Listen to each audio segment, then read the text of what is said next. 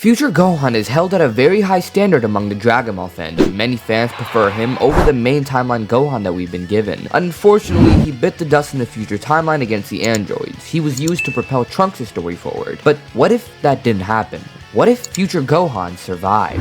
Out in the wasteland, Future Gohan is training Trunks to unlock the Super Saiyan form, but no matter what he does, Trunks is unable to get there. He believes that he isn't an adequate teacher, but the thought quickly leaves his mind when Trunks' aura turns yellow for a split second. Getting excited, Gohan cheers him on, telling him to dig deep, but his pupil soon passes out from exhaustion. Gohan's worry continues as he knows he can't take both androids at the same time without another Super Saiyan next to him. He shrugs, grabbing Trunks and taking him back to Capsule Corp where he sleeps through the night. When morning comes, word of an attack from the android reaches the two, with both of them rushing in to help survivors, and Gohan powering up into Super Saiyan at first sight of the androids, charging in as he kicks 17 far away. 18 smiles, taking on Trunks and immediately proving to far outclass him. The younger Saiyan tries his best, but he quickly becomes a burden for Gohan, who was outclassing 17 in his own fight. Gohan disengages and grabs Trunks, but both androids start to attack him, quickly overpowering him together. He runs and hides, but the two of them fly up in the air, launching a barrage of beam attacks that fatally wound both Gohan and Trunks. Gohan loses his arm and is forced to split a senzu bean between him and Trunks to save the both of them. He continues to train his Trunks, but it's going to take more than just training to unlock the transformation within him. Gohan knows that he needs an emotional trigger, but what more can he give him?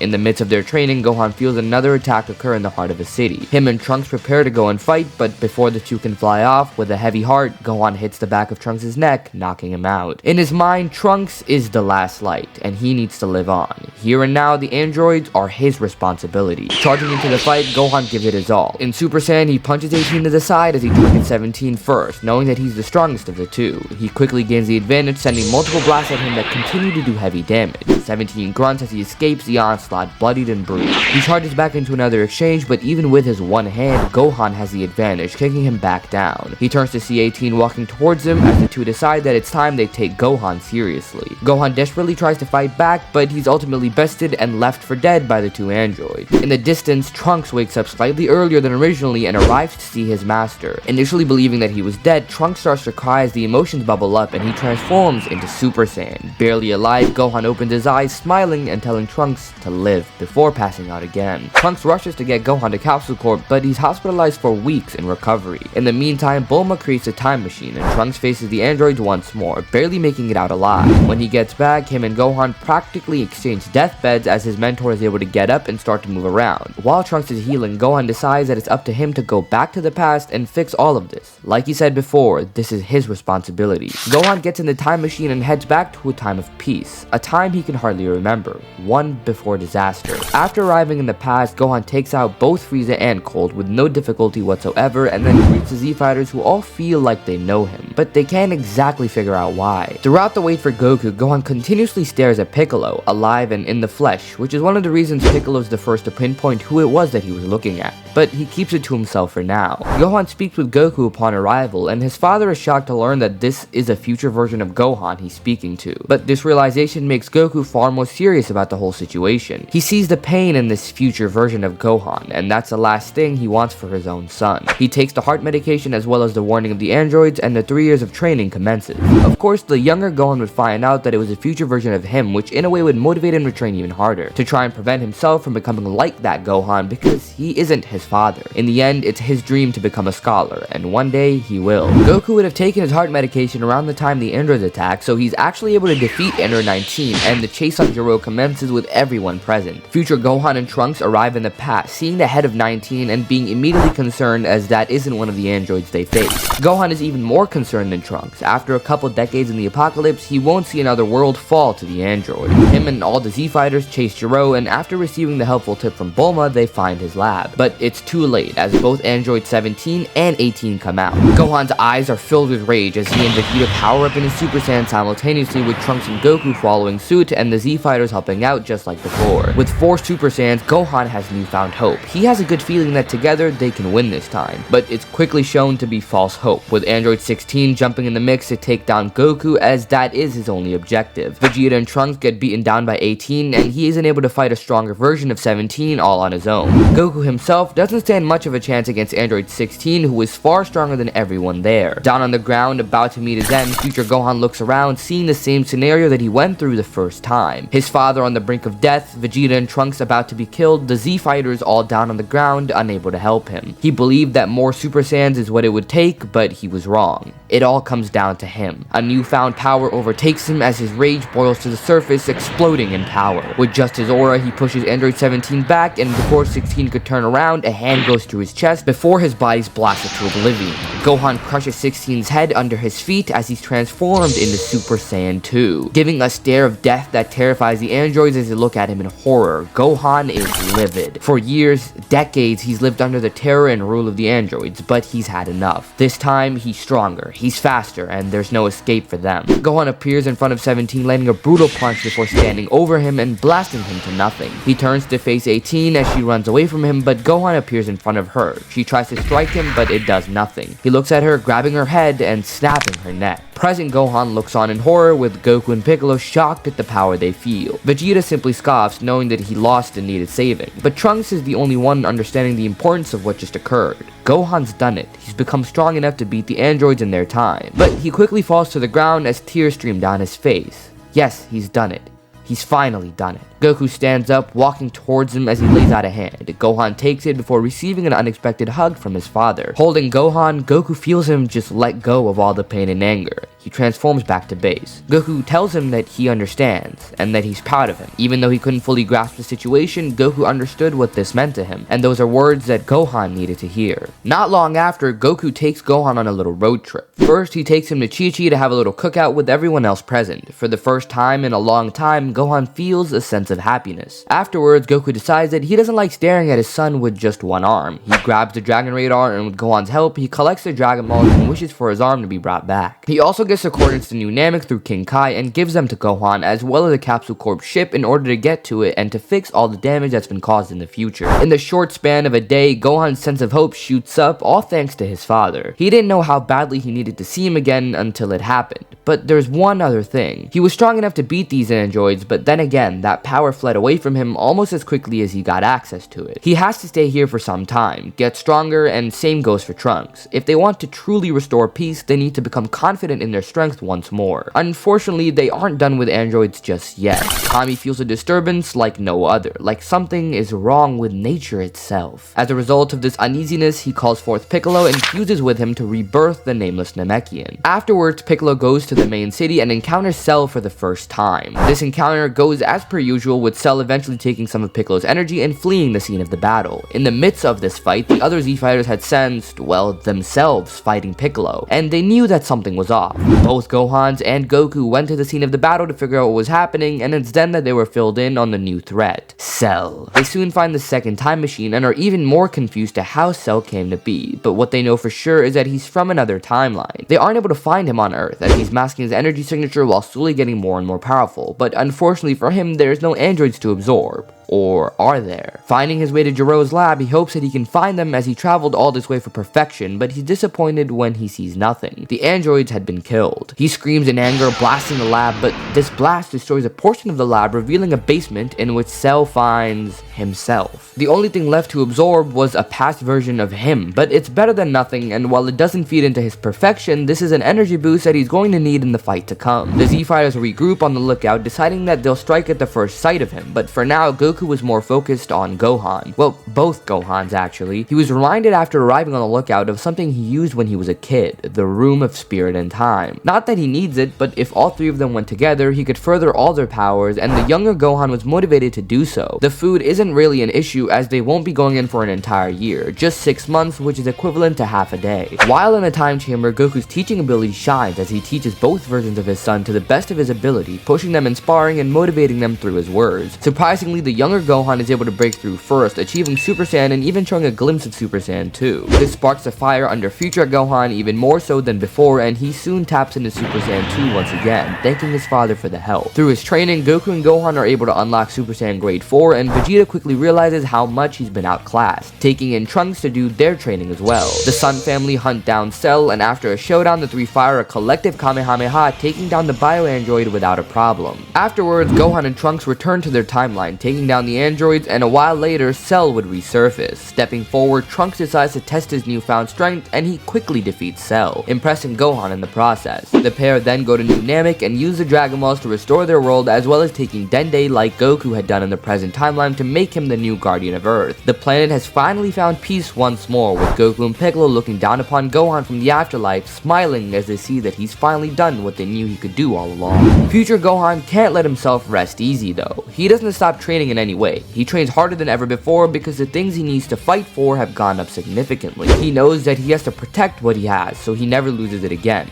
In the present timeline, the teen version of him now has a similar mentality after receiving a pep talk from his future self. He was told to pursue his dream of becoming a scholar, as it was something that his future self always wanted to do but was never able to achieve because of his unfortunate circumstance. But to do that, he has to preserve peace as well, and their father won't be around forever. He needs to step up whether he likes it or not. This is a similar mentality to what this Gohan had around the resurrection of Frieza in Dragon Ball Super, but being built in this early is definitely a big win for his character. He would not stop training in this time gap and train with Goku and Goten, with his father and him unlocking Super Saiyan 2 and Gohan actually surpassing him in the end. The Tenkaichi Budokai and the Buu Saga would take place later on, with Gohan powering up against Kibito like he did originally. This much stronger version of him is too powerful to be held down by Shin, and Spopovich and Yamu are unable to steal his energy, but they run back to Babidi nonetheless, with the Z Fighters of course chasing them. Once they arrive, Piccolo and Krillin get stoned, with Dabura killing Kibito as well, but Goku, Gohan, and Vegeta are determined to end this quick. Babidi sets up challenges for them, hoping to siphon as much energy as possible, but unfortunately for him, Vegeta one-shots Pui Pui, Goku beats Yakon, and Gohan has zero trouble defeating Dabura this time around. Babidi is later taken down by them, and Buu's revival is prevented.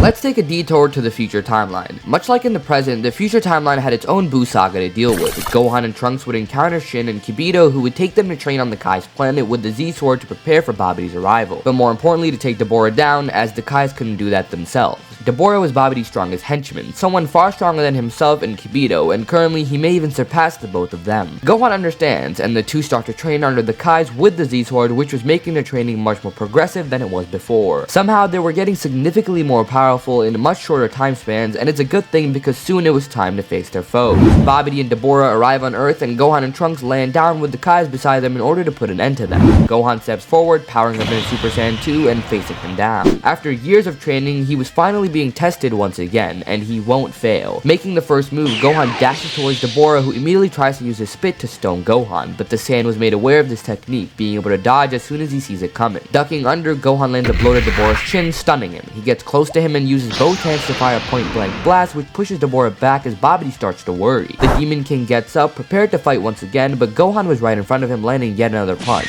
This wasn't a challenge for him. Luckily, Gohan had prepared enough for this fight, and Dabura seemed like he wasn't going to be a problem, and he wasn't. After a few more attempts for him to hurt Gohan, attempts that were futile, the Saiyan kills him and then Babidi, stopping the resurrection of Majin Buu in the future timeline as well. But all of a sudden, he feels a much greater power appear behind him. A blast is fired and he turns around to block it, but it wasn't directed towards him. Shocked, he turns to see the Supreme Kai with a hole through his chest. The culprit was his father? Goku Black has arrived in the future timeline and is prepared to wreak havoc. Gohan stumbles back.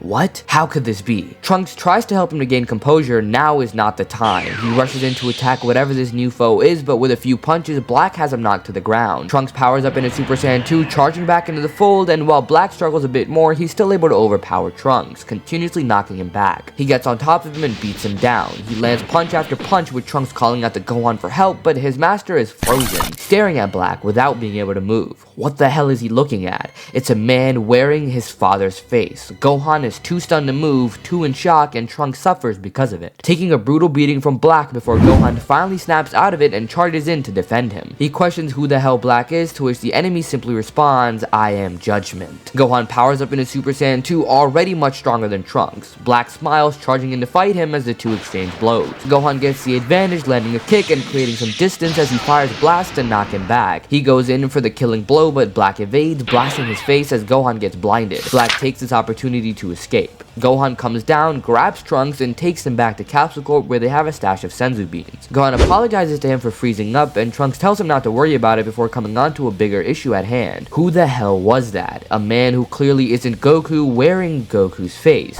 Well, unfortunately, that wasn't the last of him. In the present timeline, things had changed up a little bit. Gohan, like his future counterpart, went on to train with the Kais, but as a result of Goku suggesting the testing of the Z-Sword, this results in Gohan getting Ultimate. He's already far more involved in the story as he would help in defeating Golden Frieza rather than nearly dying against him, although Gohan would still prioritize his scholarly duties over participating in the Universe 6 tournament, the same balance that future Gohan always wanted. Black would continue to terrorize the future, and eventually he would be able to surpass even Gohan, something that Gohan couldn't understand. How does this foe continue to get so much stronger? Every time he's about to win, something goes wrong, and somehow, someway, Black manages to escape. Things get so bad that eventually they realize that their only solution is taking another trip to the past. Bulma fuels up the machine, but unfortunately as him and Trunks make their escape, she's killed off by their enemy. The two would arrive in the past in better shape and not passed out, and Gohan is happy to see that his other self took his advice to heart. Gohan starts to involve himself in this matter as to repay his future self for his advice and help in the past when he saved them from the android.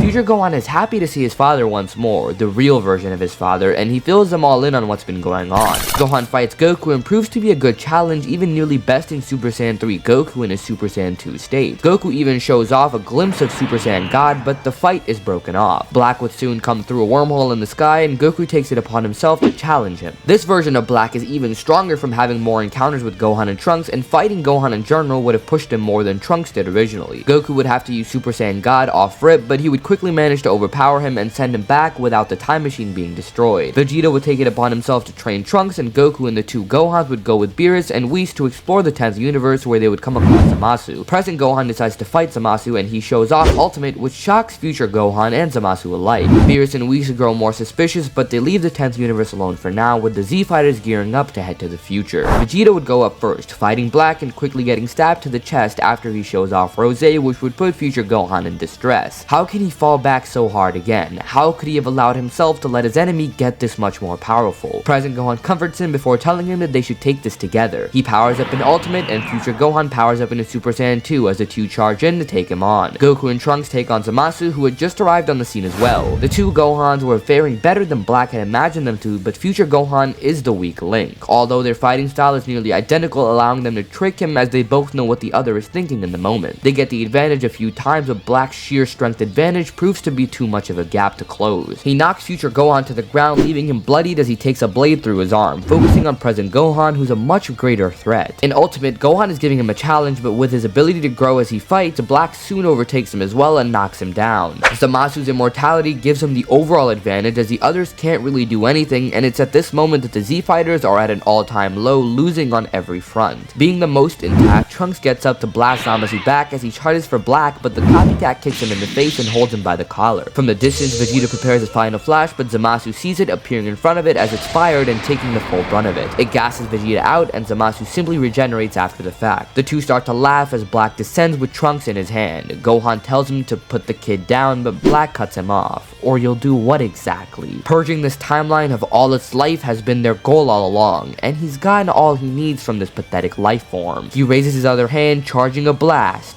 Farewell, Trunks. Gohan shouts no, but it falls on deaf ears. The blast kills Trunks as his body falls to the ground. Future Gohan slowly crawls over, grabbing onto Trunks' lifeless corpse. In his mind, nothing but rage takes him over. He sees pure red as the roar of a beast comes out of him. Gohan stands up with a majestic aura spouting from around him, purple in nature. When the light clears, he's shown with long white hair and red eyes. Future Gohan transforms into Beast. He looks up at Goku Black, appearing right in front of him face to face. Black throws the first punch, but Gohan's aura sends him flying back. He looks below him, taking one more look at Trunks' body before landing a brutal kick to Black, sending him miles back. He appears behind him, landing a punch which sends him crashing to the ground. Zamasu tries to fight him, but even with immortality, his strength won't match up. In the meantime, Mai and Yajirobe help the others to get out as they escape to the past without Future Gohan, but they plan to return very soon. Future Gohan quickly takes care of Goku Black, killing him without a second thought, up, but of course, he can't kill Zamasu. However, he doesn't need to. Gohan can power down and escape, leaving Zamasu to his devices, and he doesn't really have any, so that's that. In the present timeline, Gohan urges everyone to quickly come up with a solution to beat an immortal, and Piccolo mentions the Mafubo, which both Gohan and Goku end up learning, making sure not to forget the seal. With Black already defeated, their work is quite easy, and Zamasu is taken care of. Afterwards, the Namekian Dragon Balls would be used to bring Dende back to life, after which Shenron is used to undo the rest of the damage, which includes Trunks' revival. Future Gohan says his goodbyes, and tells his present counterpart to chase the same power he got a glimpse of, and he's going to do the same. Following this, the doors to the future timeline are closed for the moment. The present timeline plays out like normal for the most part, with no significant changes, as Gohan isn't able to unlock the beast form without the necessary trigger, that being seeing Piccolo at near death with his daughter's life on the line. That would eventually happen in Dragon Ball Super Superhero. So with that said, I hope you guys enjoyed, like and subscribe, and check this video out to continue your good day on YouTube.